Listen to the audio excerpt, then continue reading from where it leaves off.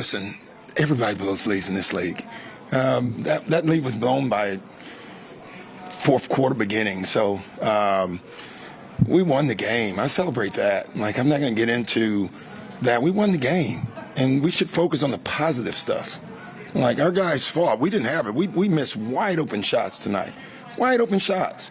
And so when you do that, the other team's probably at some point going to make a run. And, you know, a lot of teams, when they make a run, go the other way. We just hung in there. They got a lead on us. How about talking about us coming back? We actually were down by 8 down the stretch.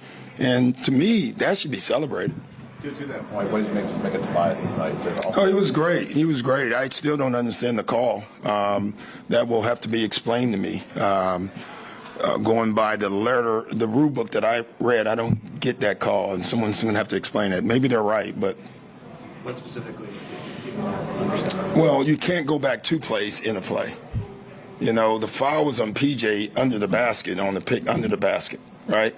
The guy ran out and fouled Tobias. That should have nothing to do with the play. That's a second action.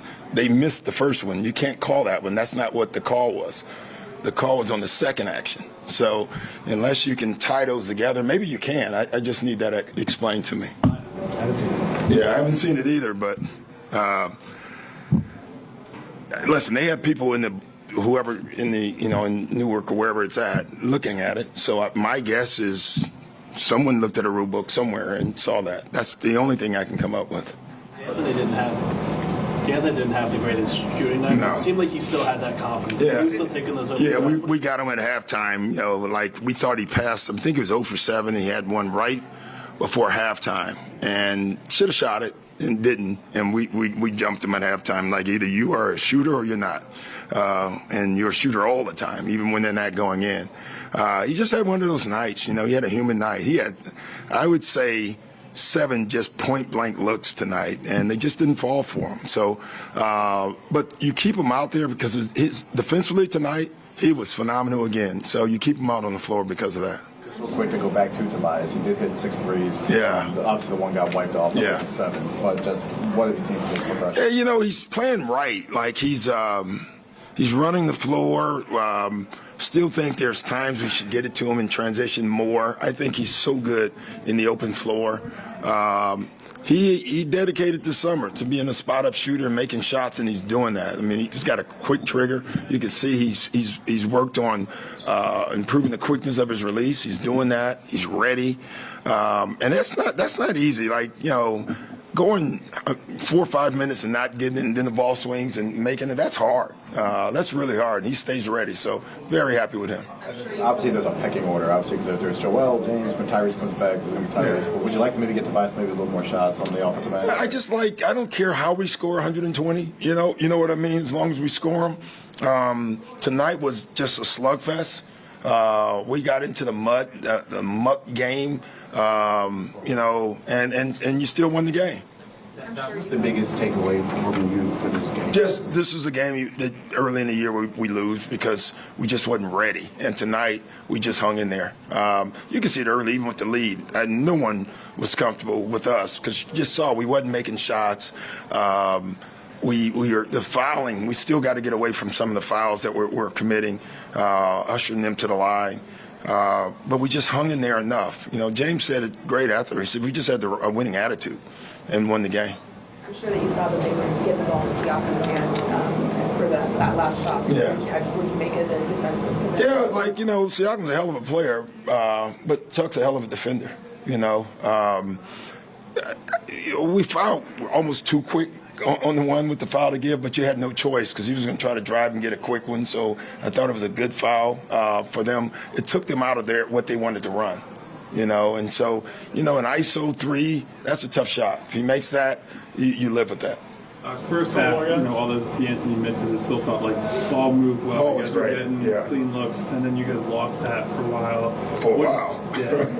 What do you think happened? What's the reason for that? They were making shots, which slowed us down. We were fouling, which slowed us down, and we slowed ourselves down. We really did. I thought a couple guys got tired tonight, honestly. It's you got to be really good to play at the pace. They were attacking, and we were playing slow. It's hard to win a game that way. Doc, you guys struggled a little bit against the zone, when they deployed it in the first Yeah. quarter, and then as you may kind of figured it out as the game goes on. You guys have also used zone yourself in recent games pretty often. Is it kind of surprising when your team defends in a zone but yet can't execute against one? I don't know. I think we execute pretty well in the zone overall. I mean, numbers-wise, I know you guys love numbers, right? Go back and look. We're really good versus zone. But every game a team runs a zone, you're going to have stretches where you struggle with it overall. We shut them out of the zone in the second quarter. So overall, I like what we're doing in zone. I hate when we walk. The thing that helps them against our zone offense is when we walk the ball up the floor. When we do that, there's no good zone offense, Yeah. What is that? Yeah, that's what I do. It felt like That's 21, but it felt like defense is what really led that comeback. Yeah. I think we got 6 stops in a row to end the game, which is unbelievable. I don't know tonight if it was both teams played great defense or both teams played bad offense. I'm going to go watch. I know down the stretch we play really good defense, but throughout, we got to get away from the fouling. We have more late clock fouls, and that's the one thing we got to improve on. We got to play defense without fouling. Thanks, Coach. Thanks, guys. Ups and downs tonight, obviously, with you guys. Defense in the end in the fourth quarter, and Raptors, you guys got to manage to hang in there and do what you have to do to get the end of this one.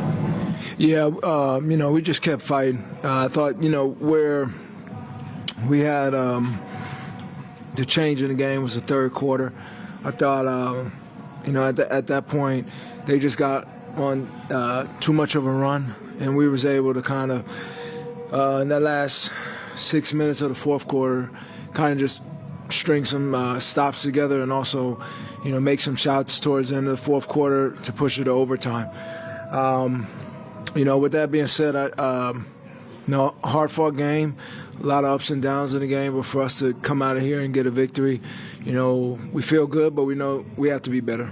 Describe what the emotions are like.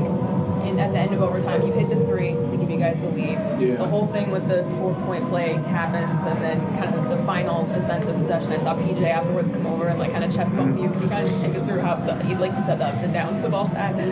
Yeah, it was like extreme excitement. I definitely felt like we were about to be up 6 points, and then to come out of the timeout.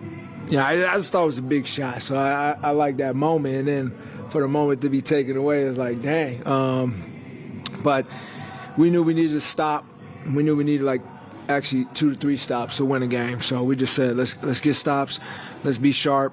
We was able to, it was a sense of relief just because we knew at that point that if we're up 6, we got the game, and then it's 2-possession game at that point, but. When the points were taken off, we knew, all right, now we definitely got to get a stop here. So, it's just that grit that we needed. I thought Tuck all night was amazing defensively. I don't get those open looks for 3 if he's not setting screens on the man that's guarding me as well. So those are huge plays that go unnoticed, but they allow a player to get in a rhythm and allow myself to be open out there. So that was huge. Doc mentioned the work that you put in this offseason, working your spot up. It's obviously on display tonight with such an efficient night. Do you feel that work really paying off over the course of this entire season? Yeah, I said going into the season that was going to be the biggest thing to really help this group, but also to help myself, with the amount of talent that we have. And so just to see, to have these nights, but to also know and to will myself through, all year that, to be able to go 5 for 7, 6 for 8, whatever it may be, you got to be willing to take them and to take them at a high level. So for me, I'm always looking for them in the flow of the game and just being able to get them up.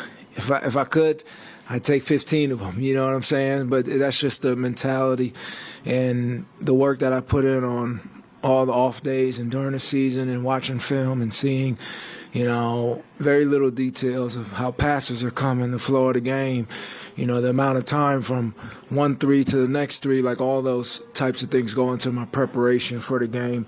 And to be able to make those shots, the timing of them, it's great stuff that I was fortunate to get on top of this summer and even last year. How tough is that to stay in that mindset when night to night your role changes a lot? Like guys are out of the lineup, you then become more of a centerpiece of the offense. Whereas James and Joel and Tyrese, there's just only so many shots and touches to go around. Yeah, it's just staying ready, and I know that. If you threw me out there 2 years ago, I wouldn't be able to get going because that wasn't a mentality for me of just catching and shooting really fast. So it's part of it, and at first it was tough, but now I kind of have changed my mentality towards it and just said like, okay, if that's the case and that's the situation, how do you be the best at that? And that's always my approach. After every game, is figuring out ways to get better. And for me, that's just the evolution and growth of myself and my game. Those shots you made at the end, there was like only a couple seconds left in the shot clock. And that was the first time you touched it. Is that also part of something that you couldn't do maybe 2 years ago? Maybe it was comfortable 2 years ago? Yeah, I mean, those would be tough looks to take, like without, being in that flow. And it's all variability, right? Like being able to understand that you may not get the ball, but also know like when you do get the ball, you have to be ready to make this shot. You have to be ready to shoot it. So for me, that's my mentality. And, knowing that, I've always played basketball through my whole career, like in the flow of the game and, through a rhythm. That's been my whole game, my whole MO since I was a kid. But sometimes, your rhythm can be off and whatnot, but you just got to figure out a way. And I'm glad I've been able to adapt to that. Tobias, do you think those goggles you wear in practice, they help at all in games? Yeah, I wouldn't be doing it if it didn't help, for sure. Tobias, last question. You said, every guy's got some stuff to work on. I guess you're happy with the victory, but what are some of the things that stood out to you that you need to work on? Well, in the third quarter, we can't go away from what's working, right? And that was picking apart their defense. I mean, they're a team that blitzes and throw double teams and whatnot. So obviously we didn't make as many shots as we would have liked tonight. But through the course of the third quarter, we needed to stick with what was going. And I thought we got a little bit too comfortable out there. We had like 11-point lead and whatnot. So going forward, we gotta stay humble and know like, all right, let's keep picking them apart right now. Let's keep getting open shots. Because, we know if we can get open shots and not turn the basketball over or take, contested shots, that helps the whole group, the whole morale, and we're able to get stops. We're a great team. So I thought in that third quarter we got away from that, and it was like a domino effect for our second unit that got out there as well. And it's tough because we're throwing the second unit out. They're already making a run. They have the momentum and whatnot. So we just got to be solid with what's working with us. Thanks, Tobias. All right, guys.